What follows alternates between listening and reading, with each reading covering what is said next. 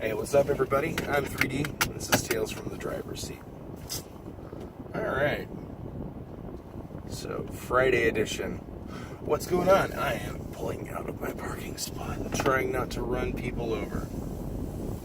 Excellent. So, there was an unreleased Wednesday edition with some very fun updates and information on it. The reason it's not released is for a couple of reasons that I won't really get into, but very exciting announcements up and coming. I'm just going to get some legal stuff arranged first, so that's going to be awesome. One of the other things, let me see. Just taking a trip around the block real quick. Alright. One of the other things that I mentioned was I live in a state, I live in Oklahoma. There's things I like about it and there's things that I don't. So take that as it is with a grain of salt. But it's so interesting observing my own musical evolution throughout the last couple of decades. And honestly, I have observed the same in the music industry in general. There was a point in time where I could not admit that I was not a fan of something without bashing it into oblivion with just hateful, seething rhetoric, explaining why it is the absolute worst thing that has ever crossed the face of history. And I mean, I'm not going to apologize for that because it's hilarious to me now, and I'm happy that I am past the point where I have to do that. And as hilarious as it is to change the lyrics of country songs to be incestuous, I'm just not about that life anymore. It's really just not me. So I am super ecstatic to be past that, but I still don't really like country music, and there are still stores in the area that I straight up will not go to without a pair of headphones, so I don't have to hear it. And like, that might sound just whatever, but I'm okay with it. And I have observed pretty much the same evolution of music, especially with country music, within about the same. Hello, there goes two prostitutes. That's interesting. Bye, guys. I love this neighborhood.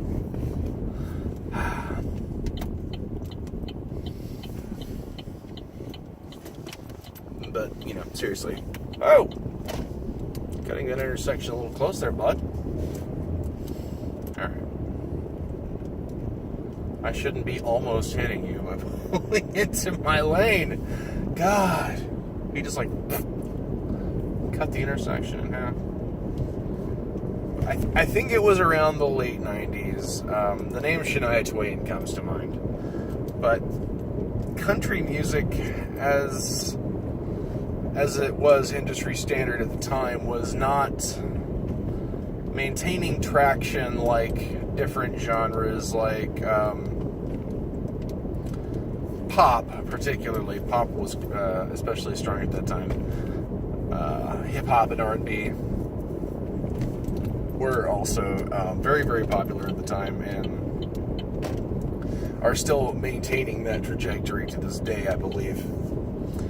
So it behoved them to try and move the industry in a direction where it would intersect with pop music. And it did very, very well, and there was actually kind of a neat movement at the time. Oh, Lord. Bunch of yard signs. But there was a neat movement at the time where they were actually, like, calling out crossover artists, and it was a pretty big deal. Shania Twain did it at the time. Other artists are still doing it. Taylor Swift has done it. The Dixie Chicks did it for different reasons. Their free speech was not as protected as Ted Nugent's free speech, but that's neither here nor there, and I'm letting my own colors show on that one. Did not like the Dixie Chicks then. I have liked their projects that they've come out with since, so liked that. I also did not hate their version of Landslide, which when I saw that video, it was either on VH1 or CMT. Never actually had MTV while they were showing videos. As sad as that actually is, but so they did that song, I think, a modicum of justice. I didn't hate it. It was alright. I don't know how anyone could compare to Stevie Nicks, but again, that's my own opinion showing, and neither here nor there. And that's the cool thing about musical tastes. They can vary from person to person and don't have to make a moral judgment call on your actual person. Like, granted, I would not have admitted to liking country or pop music in high school. I was all about... Actually, I was in high school in the mid to late 90s, and I was all about 70s rock, Eagles, Journey, well, 70s, 80s, I guess. Eagles, Journey, Creedence Clearwater, Fleetwood Mac, obviously. Like, that stuff was the music that I liked. And I wouldn't admit to liking other stuff.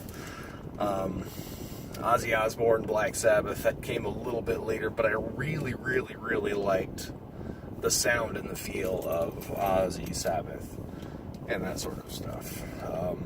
I got over Metallica pretty quickly.